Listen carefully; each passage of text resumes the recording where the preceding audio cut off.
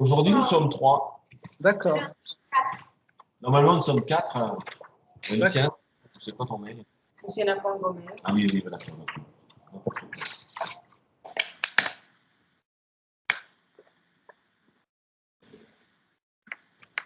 Ok, bah quand vous voulez. On peut commencer. C'est bon? Oui. Ok. Alors, vous n'hésitez pas à me poser des questions quand vous en avez envie, d'accord? Et vous me dites aussi si je parle trop vite pour prendre les notes. Donc, le paysage, on va parler des paysages à travers l'histoire de l'art ou l'histoire des arts.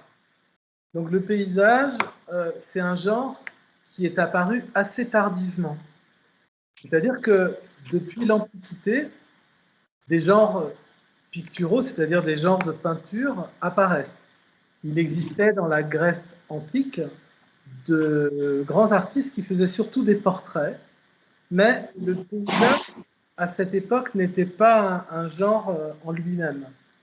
C'est-à-dire qu'il servait surtout de décor, d'arrière-plan, d'éléments décoratifs, mais ce n'était pas le sujet même du tableau. Ça va, je ne parle pas trop vite? C'est correct. Ce n'est pas le sujet même du tableau. Donc, à partir du XVIIe siècle, c'est-à-dire il y a un peu plus de 300 ans, 400 ans maximum, il y a eu une classification des genres dans la peinture, à partir du XVIIe siècle. En France, ce qu'on appelle l'Académie royale de peinture, ce qu'on appelait l'Académie royale de peinture et de sculpture, a fait plusieurs genres distincts, 3 genres distincts. C'est-à-dire qu'il y avait 3 peintures importantes. Il y avait la peinture historique, la peinture religieuse et la peinture mythologique.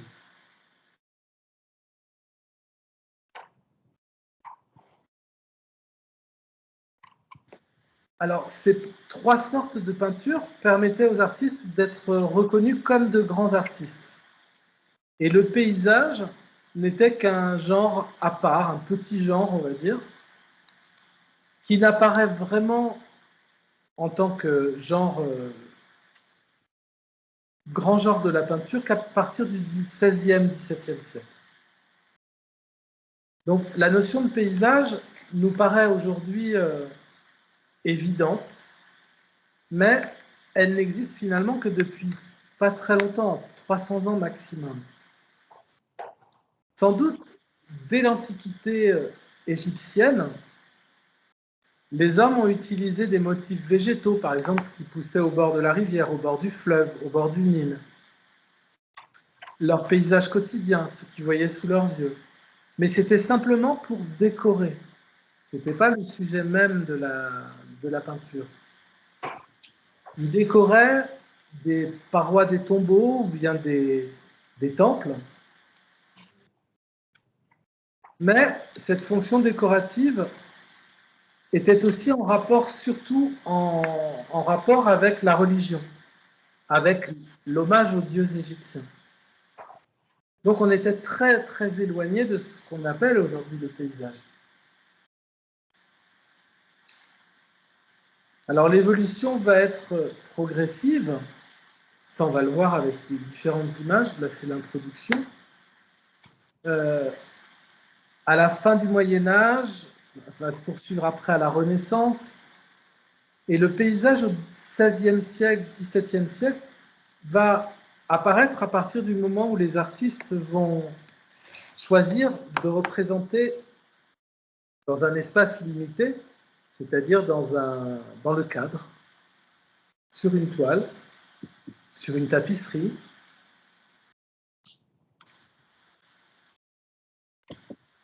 Quelque chose qui va représenter le modèle naturel, c'est-à-dire qu'il va d'abord essayer de représenter quelque chose de très beau, une très belle représentation du paysage, et ça va se faire de manière spontanée, logique. la beauté de la Terre va être la source d'inspiration depuis des siècles.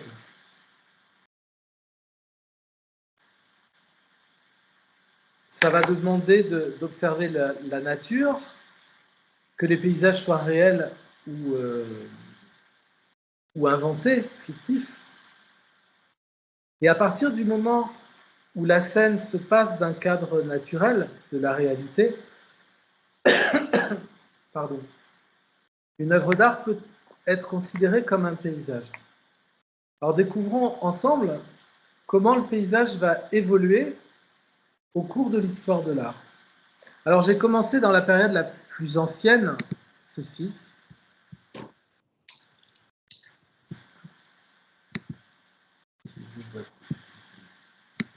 Voilà. Pourquoi les paysages vont fasciner les artistes? On peut se demander pourquoi les artistes ont choisi de se concentrer sur la nature et les paysages tout au long de l'histoire. Alors il y a plusieurs raisons. Premièrement, les artistes se sont tournés vers les grands espaces, car c'est le lieu d'étude le plus facile, ce qu'ils ont devant les yeux. Et les paysages servaient aussi à communiquer une histoire. Par exemple, ici, alors je ne l'ai pas noté, non, je ne crois pas, il s'agit des grottes de Lascaux en France. Lascaux, ça s'écrit L-A-S-C-A-I-X.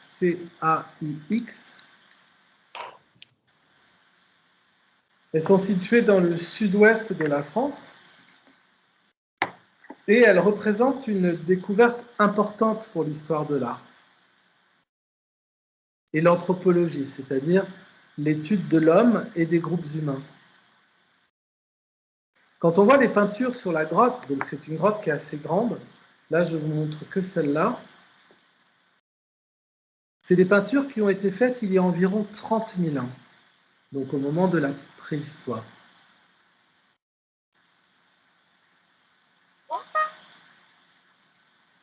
Là, j'ai Luciana qui est invitée. Est-ce que tu vois sur ton ordinateur? Non, monsieur, pas vraiment. Est-ce que si je fais ça, c'est mieux? Oui, maintenant, oui. Super. Parfait. Donc, en fait, ces peintures de la grotte de Lascaux ont été peintes il y a 30 000 ans, mais elles n'ont été découvertes qu'au XXe siècle.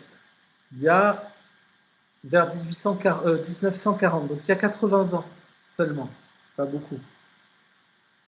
Et ça mérite de s'y attarder parce que si vous regardez bien l'image, je vais essayer d'aller.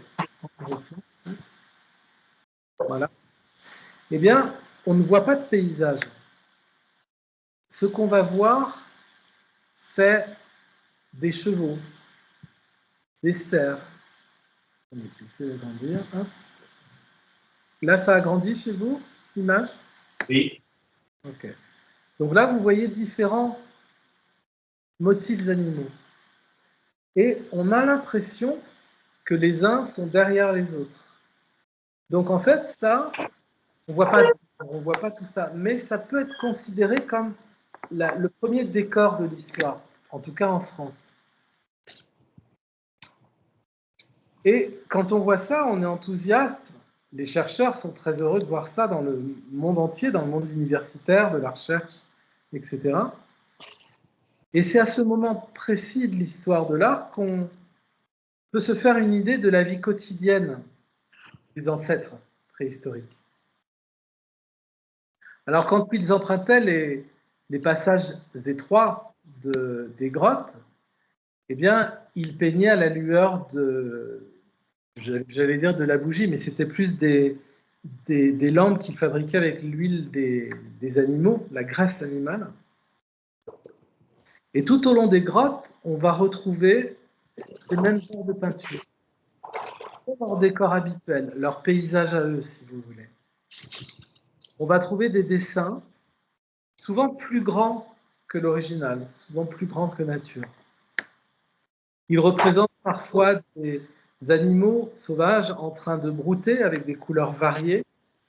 Et souvent, ça on l'a constaté il y a quelques années, on pensait que tout avait été fait à la même période. Mais non. En fait, ça a été fait sur plusieurs générations. Donc ça peut être vous, par exemple, qui peignez ça, et d'autres animaux qui vont être peints par vos enfants, vos petits-enfants, vos arrière-petits-enfants. Ça a été fait sur plusieurs générations.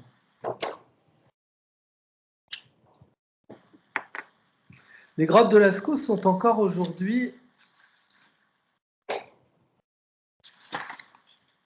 considérées comme l'un des plus anciens exemples de la peinture de paysage, en tout cas ce qui les entourait à l'époque, la plus ancienne représentation de l'histoire de l'humanité. Alors ça, je ne connais pas trop l'histoire de la Colombie, mais j'imagine aussi qu'il y a des peintures très anciennes, des peintures préhistoriques en Afrique, en Espagne, etc. Le lieu s'appelle Chiriquete. J'entends pas. Le lieu s'appelle Chiriquete. Ça s'écrit comment? C-H-I-B-I.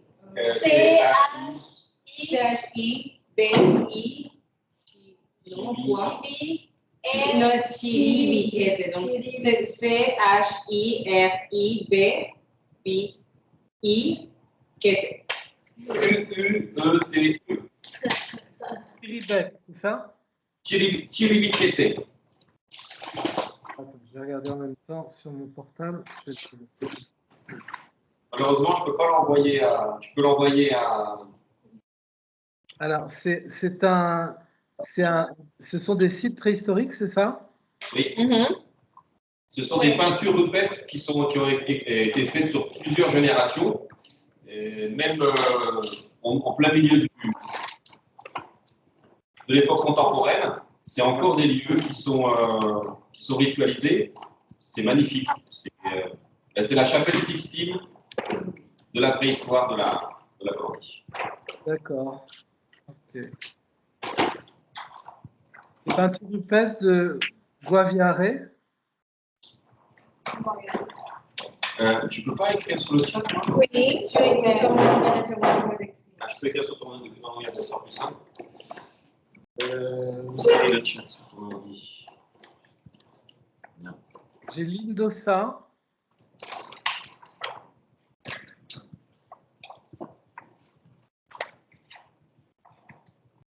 Je vous ai envoyé le.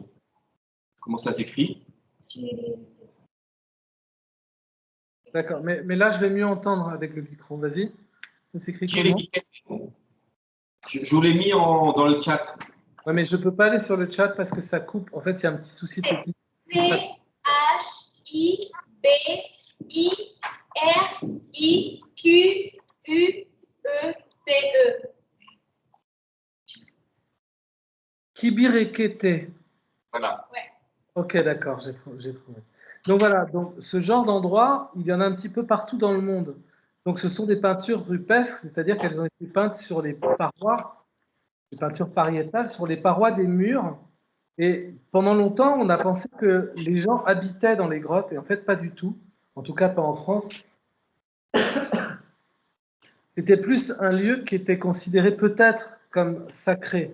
Alors pourquoi je dis peut-être? Parce que comme c'est la préhistoire, on n'a pas de certitude quant à l'utilisation, il n'y a pas d'écriture. Mais on suppose que c'était lié à des rites, voire des rites peut-être religieux qui ressembleraient peut-être à ceux des chamans, peut-être. Alors, Tibiri.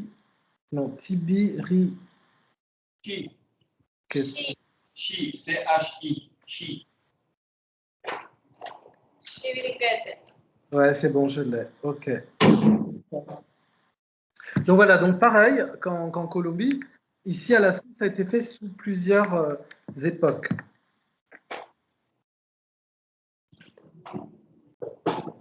Je passe à l'image suivante. Tac, voilà, ça c'est mieux. Non, on peut aller celle-là. Voilà. Celle-ci, donc je vous ai marqué le nom des œuvres en dessous pour la plupart.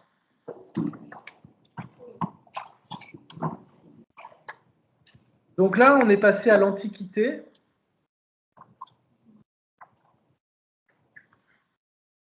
Et selon des sources anciennes, d'un architecte romain du 1er siècle avant Jésus-Christ, on voit dans un traité d'architecture qu'il avait composé que les paysages étaient une forme populaire à Rome, donc dans l'actuelle Italie, et à l'intérieur des villas, il faut s'imaginer des grandes maisons, mais sans jardin. Donc du coup, les gens, les propriétaires riches, ont demandé à des artistes. Alors évidemment, ce sont des peintures anonymes, hein, on ne connaît pas les réalisateurs, les artistes, mais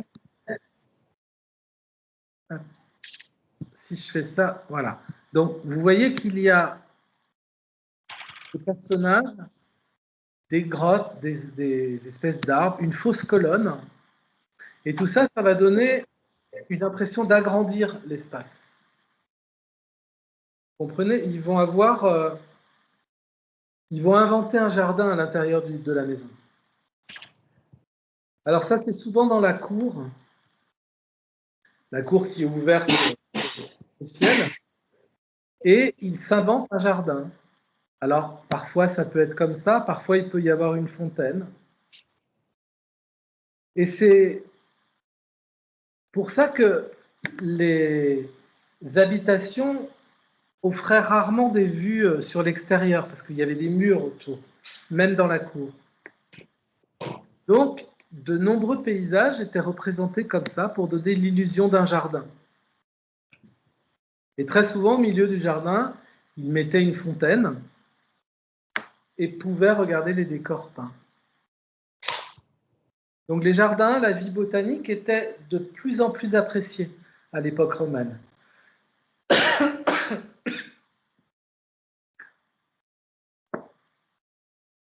Donc les Romains aimaient personnaliser leur maison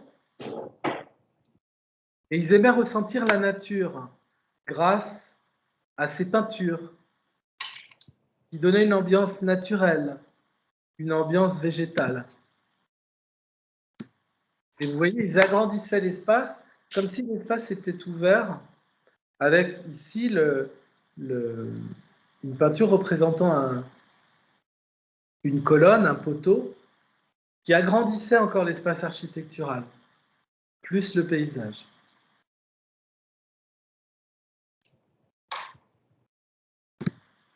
En Chine, ici on est vers, donc 1000 ans plus tard, vers 1050.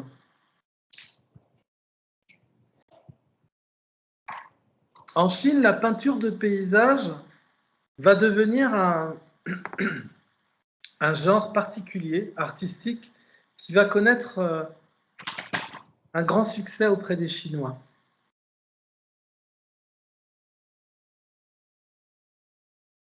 Et vous voyez, ils représentent leur paysage avec des montagnes, et souvent, là, on a l'impression que c'est presque dans la brume, dans le brouillard, dans les nuages. Alors, pourquoi ils peignent de plus en plus les Chinois? Ici, si vous regardez, il y a des caractères chinois. Donc, moi, je ne sais pas vous, mais moi, je ne lis pas le chinois. Mais là, vous avez tout un texte en chinois qui est marqué sur la peinture. Ici. Et donc, on a l'impression qu'il y a comme une espèce de fumée, enfin on va dire de nuages, de brouillard, de brume. Et ça permet justement d'agrandir l'espace. Ça permet de donner l'illusion d'un décor. Ça permet aussi aux artistes et aux propriétaires des œuvres de s'échapper de leur vie quotidienne, de se plonger dans la nature.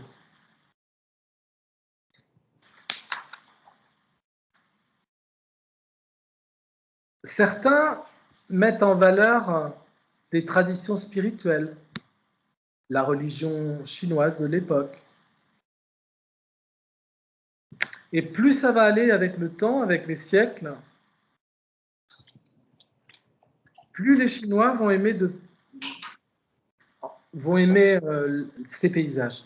Donc on va avoir énormément de peintures de paysages assez tôt finalement dans les pays asiatiques. Si bien que le paysage peint ou dessiné va presque devenir comme un poème.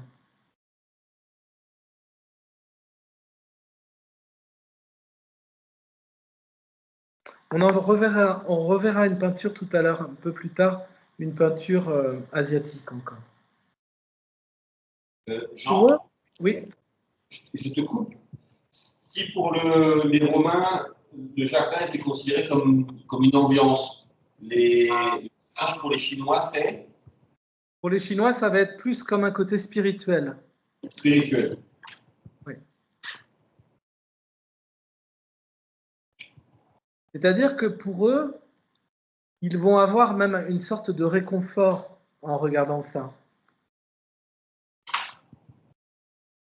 Et particulièrement les montagnes, qui sont considérées comme, pour les Chinois à l'époque, comme un refuge contre les problèmes du monde. C'est pour ça que l'image de la montagne va être importante chez eux.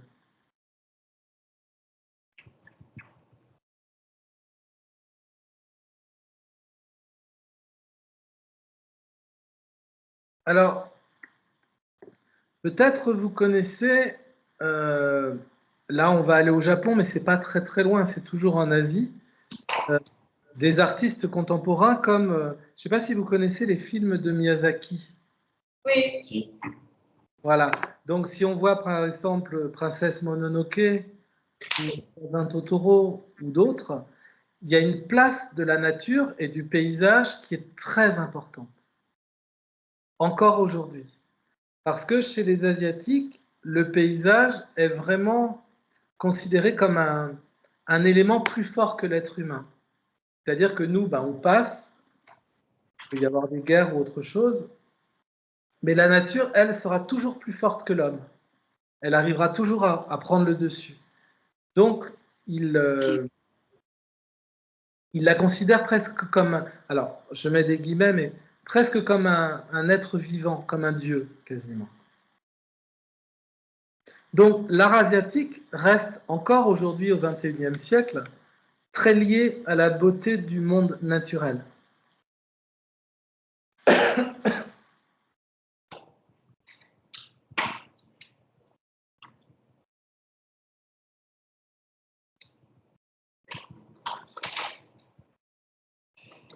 L'image suivante, ça se passe en Europe. Là, je n'ai pas marqué, mais je pense que je peux rajouter le titre. Oui. Je vais vous rajouter le titre. Alors là, c'est un détail d'une œuvre qui s'appelle le concert champêtre. Donc un concert qui se passe dans un champ.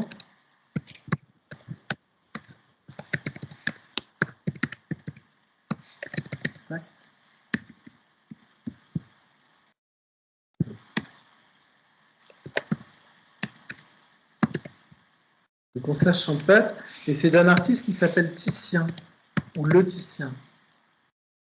Là, on est vers... alors, on n'a pas la date exacte, donc on va mettre vers 1500, 1525.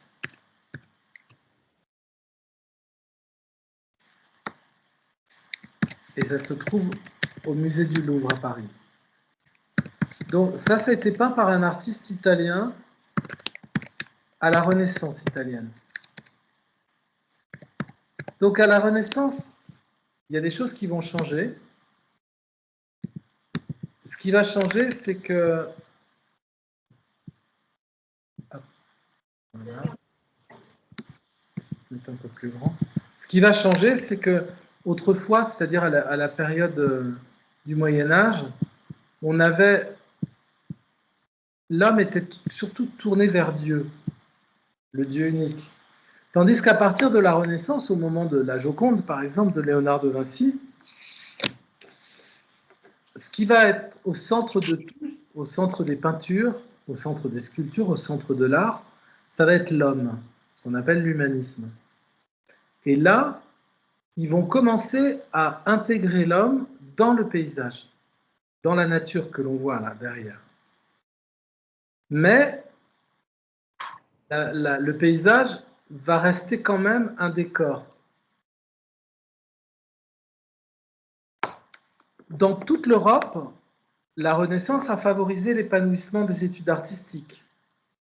Et donc les paysages vont regagner l'intérêt des artistes, des collectionneurs, des riches. Alors il va y avoir deux sortes de paysages. Il va y avoir les paysages comme ici, là, en Italie, par exemple, où ils sont très attachés à la... Alors, je sais pas, est-ce que vous voyez ma caméra? Vous voyez faire des gestes ou pas? Oui. Okay. Donc, eux, ils vont être liés à ce qu'on appelle la perspective mathématique. C'est-à-dire que ils vont passer ici, et si vous regardez au-dessus de la tête des trois personnages ici, vous voyez ma flèche? Ouais. Ok. Donc ici, vous avez comme un triangle symbolisé ici, hein, qui va aller jusqu'à la maison qui est derrière et redescendre par le dos de la dame. Voilà. Donc ça, c'est la perspective mathématique, géométrique. Alors que dans l'Europe du Nord, c'est-à-dire dans les Flandres, dans l'Allemagne, dans la Hollande, on va voir ce genre de choses.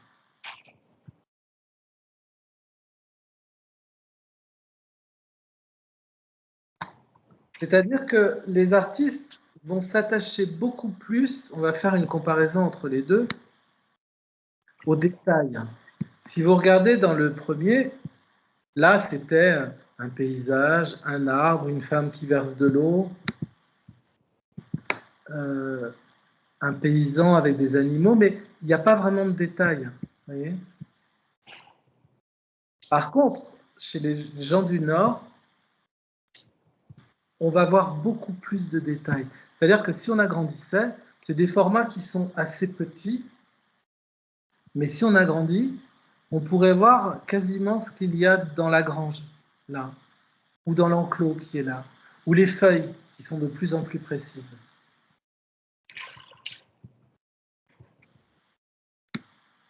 Donc, ça joue un peu le rôle que jouera plus tard la photographie, qui n'est pas encore née à cette époque-là. Et Jean, pardon, là, c'est qui? Là, alors, je vais l'agrandir, c'est Jan van Goyen. Je vais agrandir un peu. Voilà. C'est mieux? Oui. Voilà. Hop. Jean van Goyen. Donc, c'est un peintre hollandais. Donc, ils vont s'attacher à faire des détails beaucoup plus précis.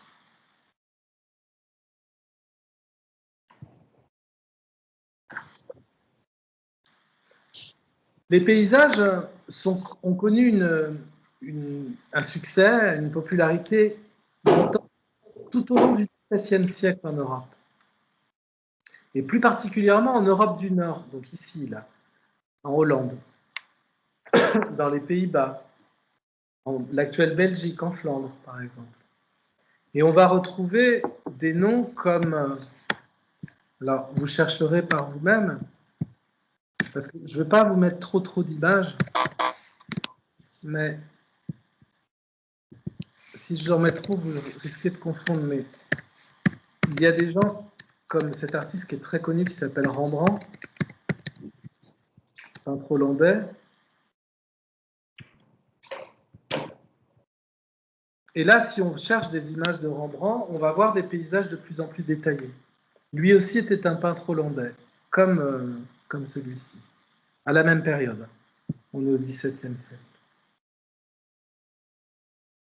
On a comme l'impression, quand on regarde ce paysage, que les artistes se sont concentrés sur des détails de la terre, vous voyez, des détails des nuages, comme s'il y avait un coup de pinceau qui faisait une courbe, comme une ondulation, comme s'il ondulait.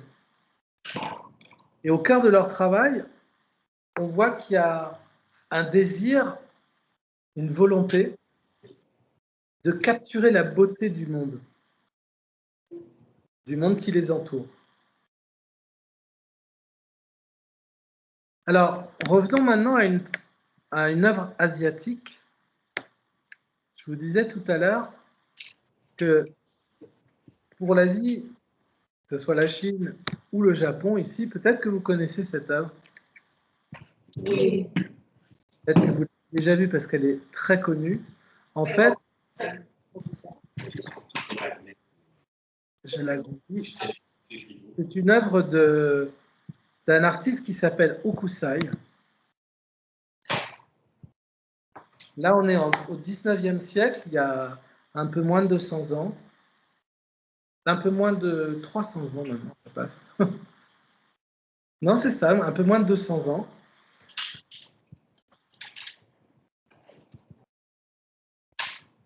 Et en fait, là, c'est ce qu'on appelle une estampe, c'est-à-dire que c'est une peinture, mais qui a été faite sur du bois, une gravure. Donc, on a pu multiplier. Donc, il y en a plusieurs exemplaires de celle-là. Alors, si on la regarde, là, je voudrais regarder un peu plus, parce que généralement, beaucoup de gens la connaissent. Mais il y a des détails. C'est-à-dire que, ici, Hokusai va peindre cette vague comme si elle était vue à travers une loupe. Dans la culture populaire, cette grande vague signée Hokusai, alors quand il signait, il a signé ici, là, dans les lettres japonaises qui sont là, dans le rectangle vertical. Et si on regarde, ben, je vais vous poser une question là. Dites-moi, franchement, lâchez-vous, dites ce que vous pensez.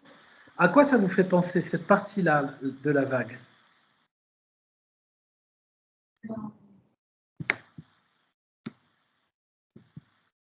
Des personnes qui sont en train de courir. De quoi? Des personnes qui sont en train de courir. Des nuages. Ouais, Des chevaux. Les mains. peut être lié au nuage. Et si je fais ça, vous voyez dans la caméra? Oui, des mains. Des mains. Les mains. Si je fais ça, Des mains. pas des mains, tout à fait. Qu'est-ce qu'on a au bout des doigts là? Des ongles. Les ongles, et chez les animaux, on appelle ça des Oui. Des griffes. des griffes. C'est un peu comme si c'était des griffes d'un animal, comme les griffes d'un aigle, par exemple. Donc la vague, elle est dangereuse pour l'homme. Et certains disent aujourd'hui qu'elle représente en fait un tsunami, c'est-à-dire une grosse tempête en mer qui a fait énormément de dégâts. Et si vous regardez au premier plan, vous avez un bateau qui est là, une espèce de grande barque avec des êtres vivants là. Et on les retrouve ici aussi. Vous voyez? Là. Derrière, il y a encore un bateau. En fait, dans l'estampe japonaise, la façon dont peint Hokusai, il nous montre que le premier plan, ici, est très animé. C'est l'agitation de la terre ou de la mer, l'activité humaine. Et derrière, tout au fond, là, vous avez un volcan qui s'appelle le mont Fuji. C'est marqué en dessous, je peux l'agrandir un peu.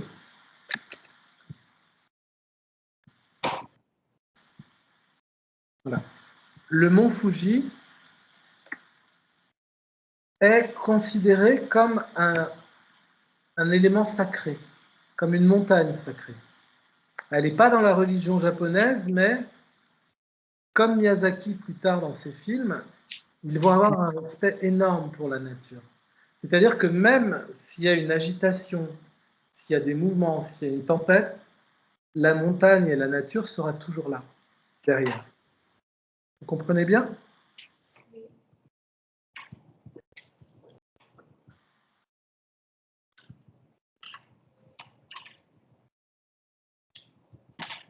Donc ici, c'est l'œuvre la plus célèbre d'Hokusai. Il en a fait sur le même thème, donc 36 vues du mont Fuji, c'est-à-dire qu'il y aura toujours le mont qui est au fond, avec des thèmes différents, des paysages différents. Il en a fait 36. C'est pour ça que je vous ai mis série des 36 vues du mont Fuji.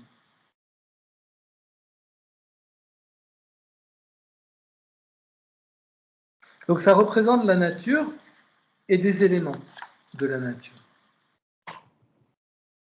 À cette époque, donc on est au XIXe siècle, on va délaisser progressivement la représentation de la vie des puissants, c'est-à-dire des samouraïs ou des chefs, pour se concentrer sur la nature.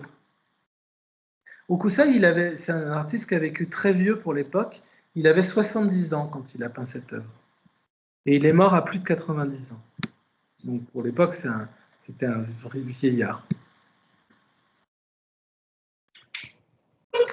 On a l'impression, comme on disait tout à l'heure, que les parties colorées en bleu, là, avec comme les griffes ou les serres d'un aigle, sont comme si elles allaient capturer la proie, c'est-à-dire les gens qui sont dans les barques, qui sont en dessous. Donc, sous l'écume, c'est-à-dire sous la mousse des vagues, comme si elles représentaient des doigts ou des griffes crochues, on va avoir l'impression qu'elle va tout engloutir, cette vague. Alors, ce peintre va inspirer énormément les Européens. Et notamment un peintre que vous connaissez peut-être qui s'appelle Claude Monet. Claude Monet, on est au XIXe siècle aussi, et il va collectionner les œuvres d'Hokusai et d'autres artistes japonais, à tel point qu'on va même appeler ça le japonisme, c'est-à-dire qu'ils vont lancer une sorte de mode pour montrer qu'il y a un goût pour la peinture japonaise.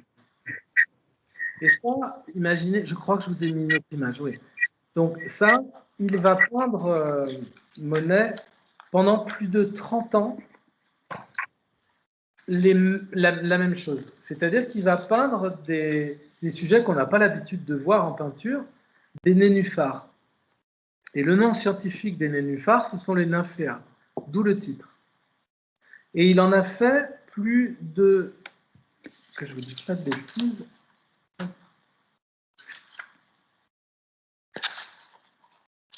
Il en a fait plus de 400. Alors, des moyennes, des grandes et des très grandes. Par exemple, celle-là, elle fait plus de 8 mètres de long. Je ne sais pas si vous imaginez le mur de votre classe. Eh ben, c'est encore plus grand que ça. Donc là, c'est construit dans un musée qui se trouve à Paris. Et là, vous avez plusieurs représentations des nymphéas avec la taille des êtres humains. Donc, vous voyez, la taille de la peinture, c'est énorme. C'est immense.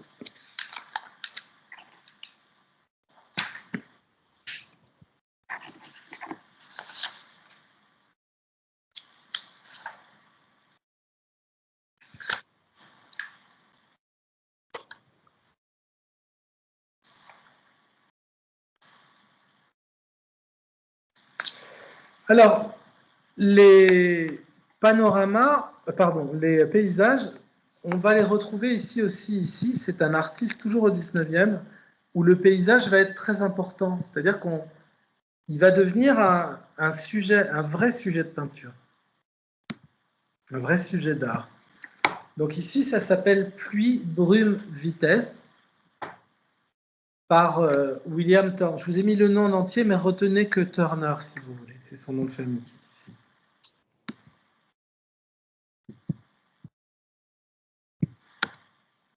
1844 et c'est à la National Gallery à Londres.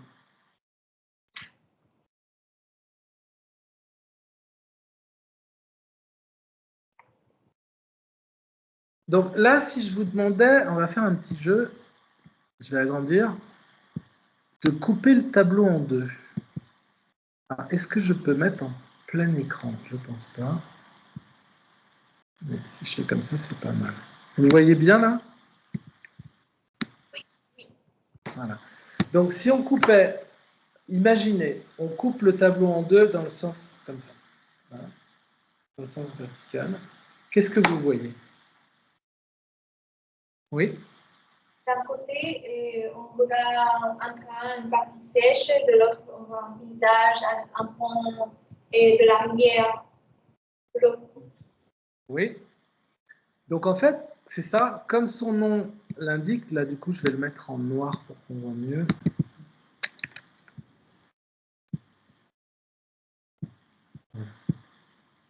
En fait, il va peindre des choses qu'on n'a pas l'habitude de voir. C'est-à-dire le paysage, presque le paysage en mouvement. C'est-à-dire des choses qui passent, comme la pluie, on ne peut pas peindre la pluie, c'est compliqué. Il va symboliser la pluie, la vapeur et la vitesse. Là, si vous regardez bien, donc du côté du pont, comme tu as dit, ici on a un bateau. Vous voyez? Et le bateau, il est tourné vers le fond du tableau. Il n'est pas tourné vers nous, c'est-à-dire que l'avant du bateau ne vient pas vers nous. Comme s'il repartait vers le fond, vous comprenez?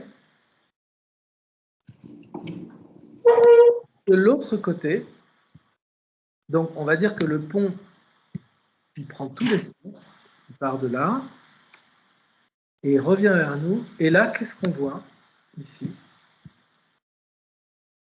Là.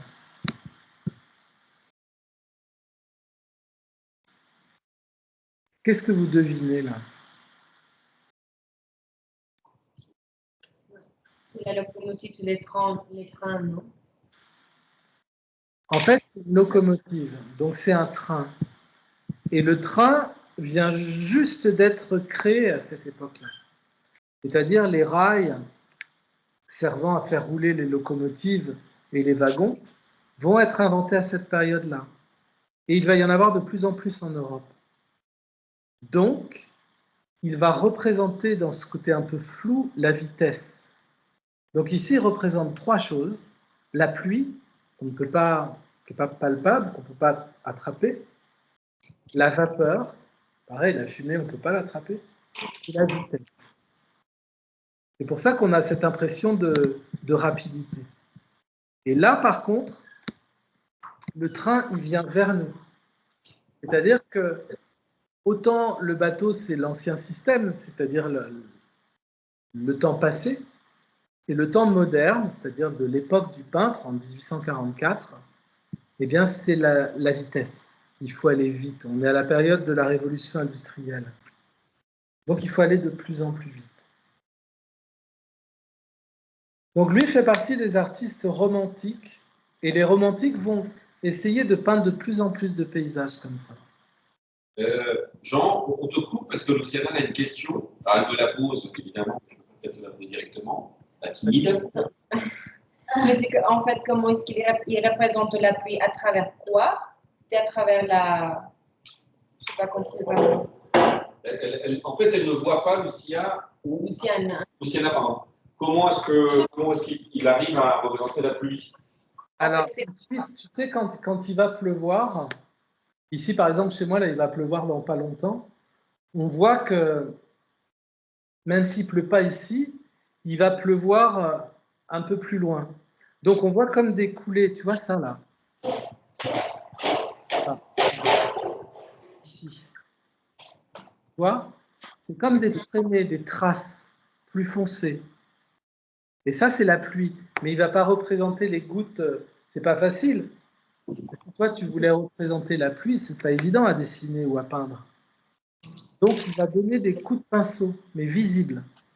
Est-ce que j'ai répondu à ta question? Oui, monsieur. Ok.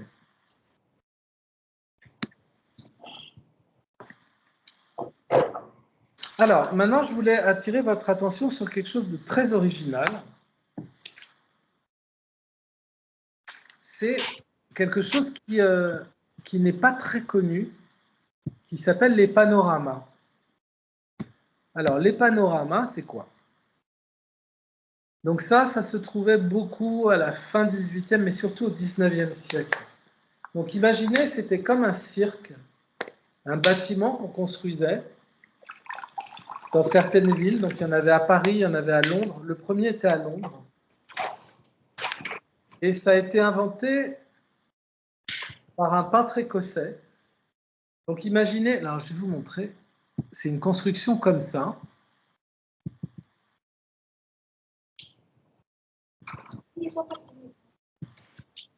Une construction en bois dans laquelle on rentrait comme un cirque. Et tout autour, donc ça faisait le tour, donc vous pouviez marcher sur... là, j'ai le modèle, voilà. Il y avait une plateforme, donc vous montiez des escaliers, pardon, elle est un peu floue l'image. On montait des escaliers et on se promenait là et on faisait tout le tour. Et tout autour de nous, on avait ce genre de choses.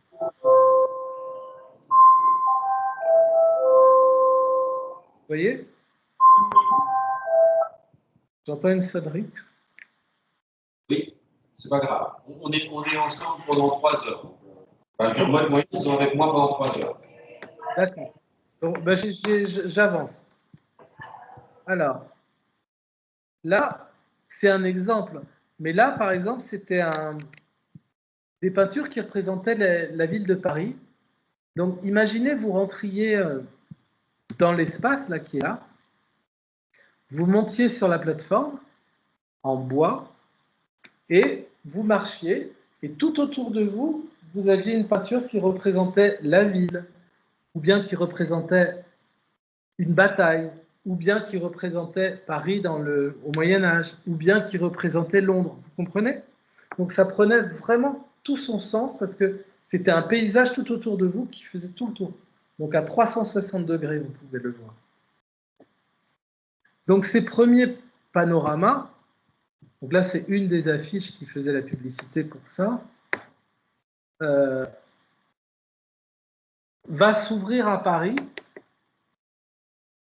et ça avait une volonté d'être géographique, c'est-à-dire pour montrer aux gens comment ça se passait dans tel endroit, soit dans le même endroit où vous étiez mais à une autre époque.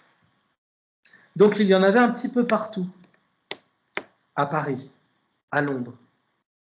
Chronologiquement, les premiers panoramas prennent pour objet la ville, donc le paysage urbain, la ville même dans laquelle ils sont exposés. Malheureusement, ça n'a pas duré très très longtemps.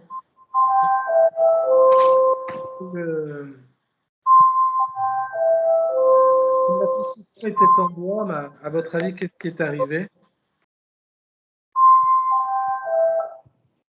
Ça a brûlé. Donc il y a eu des incendies et ils ont arrêté d'en construire, c'était beaucoup trop dangereux. Mais il y a relativement peu de choses, mais je voulais vous le montrer parce que c'est quelque chose qu'on peut retrouver parfois en histoire de l'art.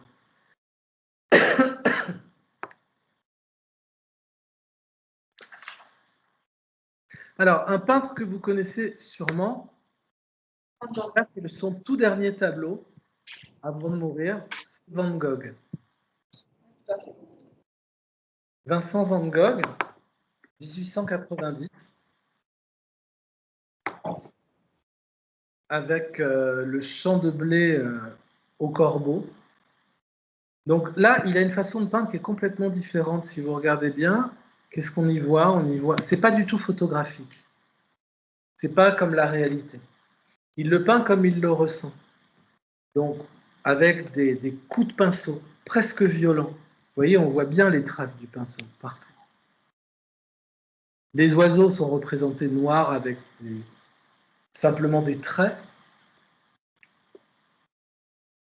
Van Gogh, c'est un artiste impressionniste et post-impressionniste qui va capturer la peinture, la nature, mais en plein air. Il va peindre dans un champ.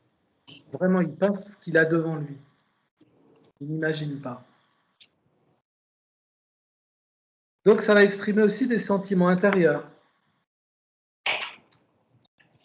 Des coups de pinceau tourbillonnants, par exemple pour le ciel, ici. Ou beaucoup plus droits et raides pour le sol.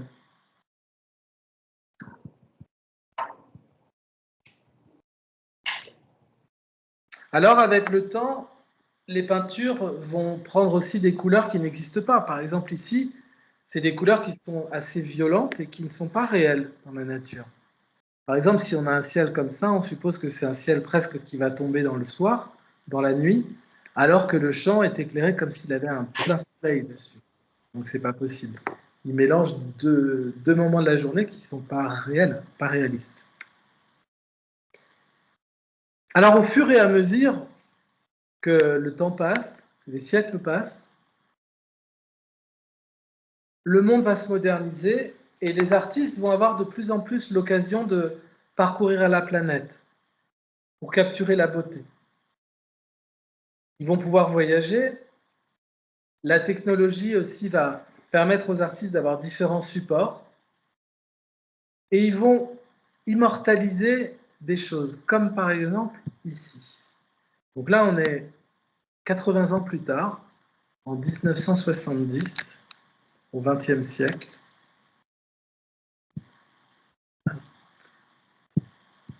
Avec un artiste qui s'appelle Robert Smithson, avec Spiral Jetty. Spiral Jetty, ça a été fabriqué directement, alors je l'ai laissé en anglais, mais dans un lac salé, dans l'État de Utah, aux États-Unis. Et tout au long du XXe siècle, il va y avoir ce genre de choses. Notamment, ici, c'est ce qu'on appelle le land art. Alors, je ne l'ai pas noté, mais j'aurais peut-être dû faire un chapitre. Donc, land art, c'est un terme anglais qui dit l'art dans la nature. Directement dans... Je vais le marquer en grand. Land art. Directement dans la nature. Par exemple, ici, ce qu'il a fait, c'est une des œuvres de land art les plus connues. Donc, on a un lac, ici. Donc, il a fait transporter des pierres et il a fait un cercle. Il tourne vers l'intérieur, une spirale, comme ça. Alors, au départ, ce n'était pas rose comme ça. Hein. Pourquoi c'est devenu rose? Parce qu'avec le temps, ça existe encore. Alors, aujourd'hui, avec la sécheresse et le changement climatique, elle n'est pas toujours immergée. On ne voit pas toujours de l'eau, donc on la voit moins. Et parfois, il y a de l'eau dans l'année, mais très peu souvent. En tout cas, ça, le rose, là, c'est dû au fait qu'il y avait des crevettes roses qui vivaient dans ce lac et qui ont petit à petit teinté les pierres qui sont au fond.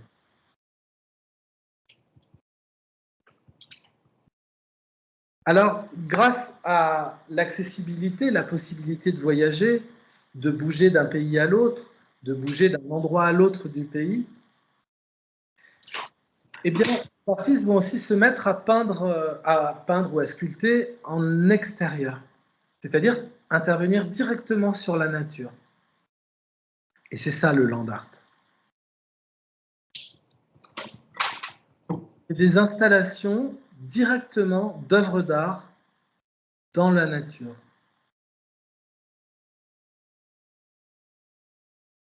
Des installations contemporaines. Et puis, ça permet aussi de ne pas pousser la porte des musées ou dans une galerie. On les voit directement dehors. Et ça, c'est bien parce que ça permet à des gens de partout de pouvoir les voir.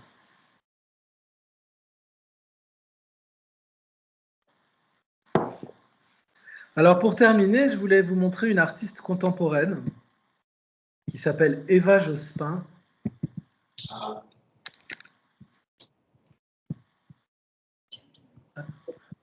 Voilà. Eva Jospin qui fait des forêts en carton. C'est-à-dire qu'elle va tailler avec la tronçonneuse, par exemple, dans des cartons, et elle va créer des paysages. Vous voyez la taille des personnages? Donc imaginez que vous êtes devant, et vous avez ça, des sortes d'arbres, des entrées dans une forêt, etc. Et c'est fait uniquement avec du carton de récupération.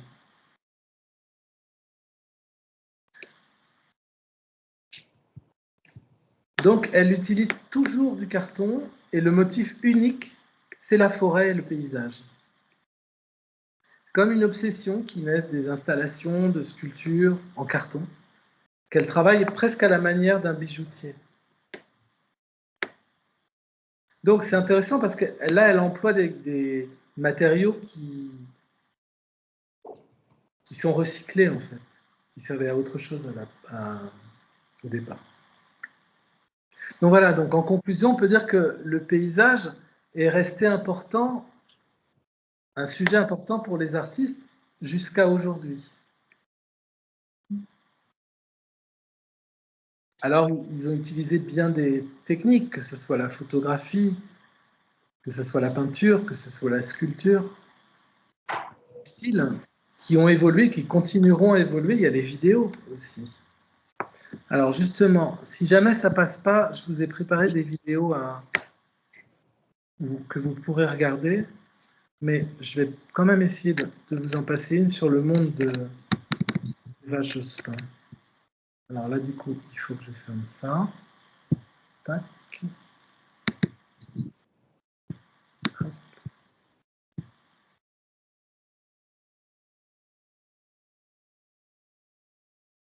Vous voyez quoi là? Le lien. D'accord. Donc, je vais agrandir ça. Voilà. Et là, je vais arrêter le partage et je vais refaire le partage.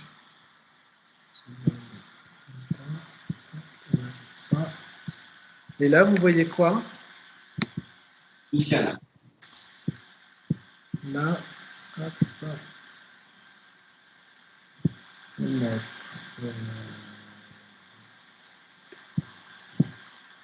alors, le son n'est pas bon, mais je sais pas. Il faut l'avoir.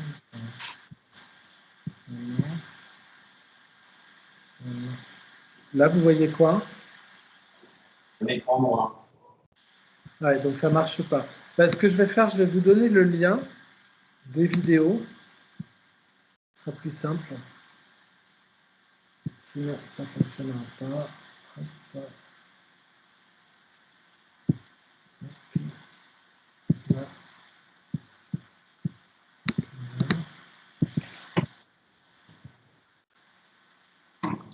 Là, ça devrait arriver.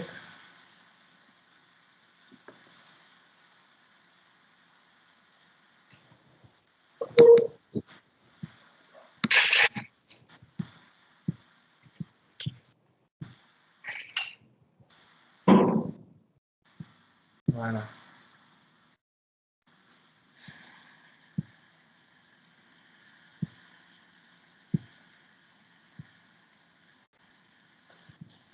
Ça fonctionne ou pas? Non. Non. Vous devez revenir à la fenêtre que vous avez partagée.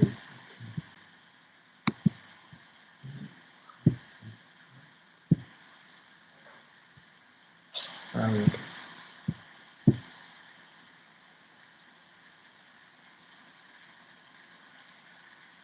Et là?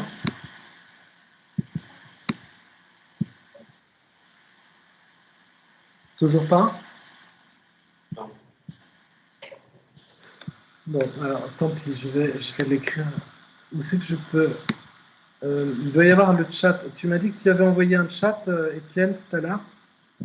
Oui, normalement, il y a un petit chat en bas sur nos écrans. Il y a au-dessus, là, tu dois avoir des fenêtres comme caméra, réagir, prendre la parole. Non, Il y a marqué commentaire. je ne vois pas. Je vois réagir, lever la main. Commentaire, c'est le premier. Non. Non, ça, je ne vois pas. Alors, bah, en fait, si vous tapez, bah, ça va être plus simple, je vais le dire parce que ça ne marche pas. Vous tapez Eva Jospin, E-V-A, et plus loin J-O-S-P-I-N. Vous pouvez répéter, s'il vous plaît. Eva, E-V-A, et son nom de famille c'est Jospin, J-O-S-P-I-N.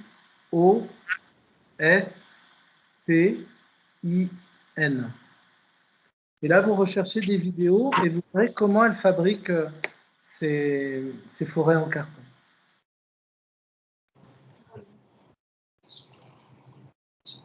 Voilà. Donc, est-ce que vous avez des questions? Est-ce qu'il y a des choses que vous n'avez pas compris ou autres que vous voulez dire? Non,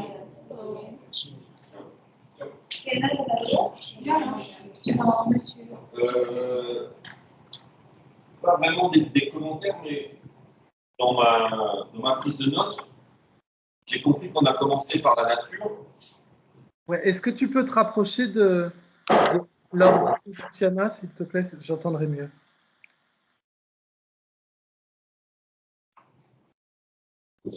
Pour comprendre un petit peu votre démarche, moi j'ai compris qu'on avait commencé par la nature.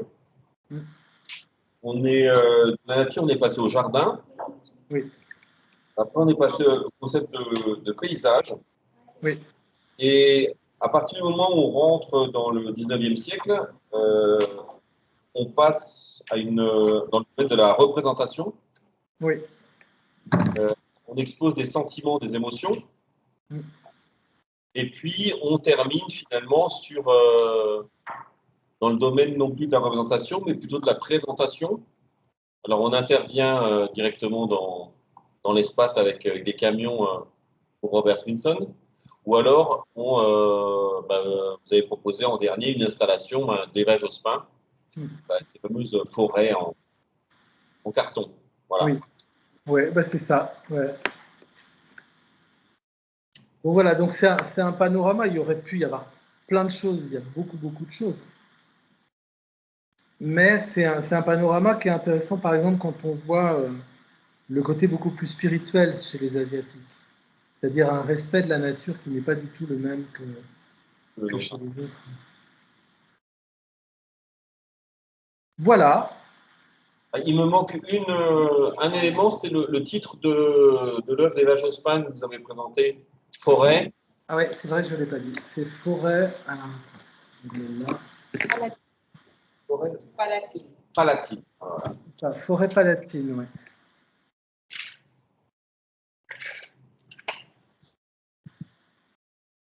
Elle est passée, ouais.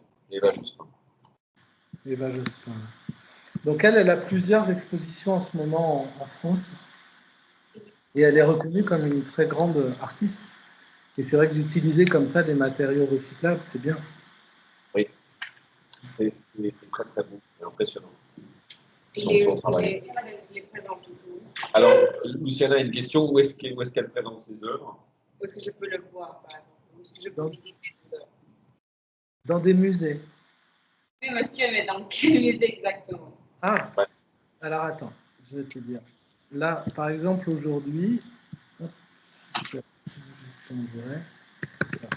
Si tu tapes Google, tu vas chez Monsieur Google, Eva Jospin, exposition. Là, par exemple, j'ai un ami qui est allé la voir il y a peut-être un mois ou deux, dans le sud de la France, dans le sud-est, à Avignon, au Palais des Papes. Et là, actuellement, si je regarde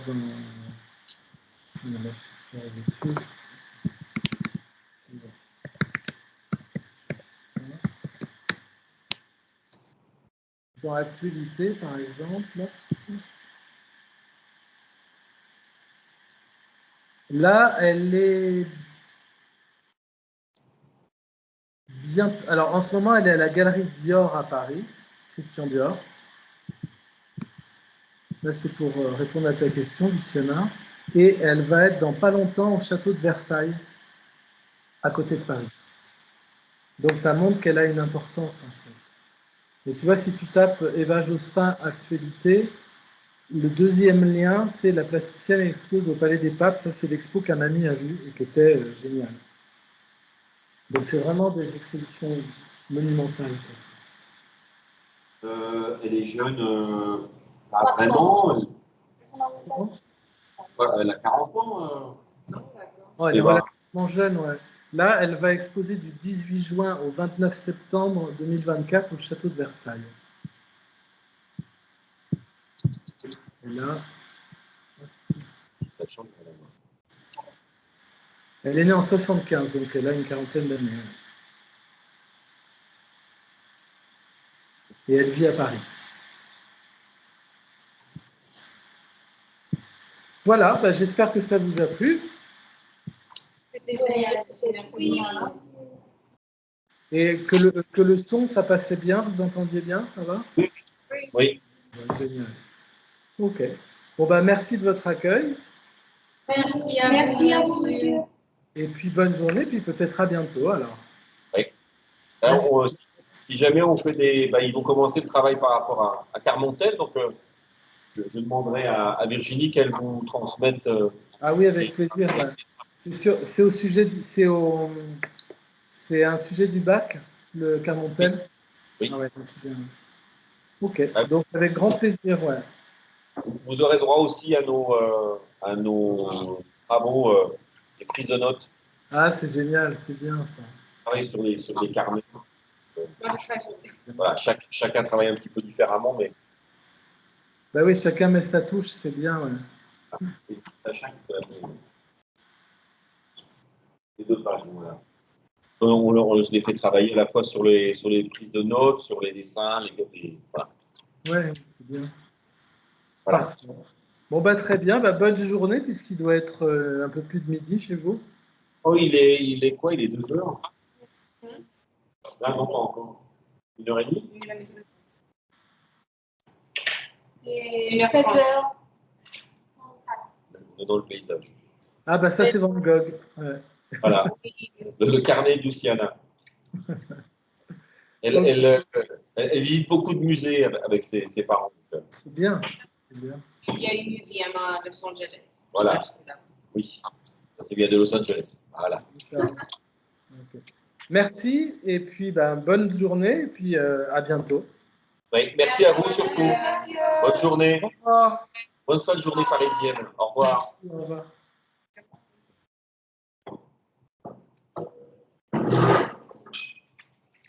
Bon, eh bien, vous avez eu la chance d'avoir une merveilleuse intervention sur le paysage. Oui. Nous, on va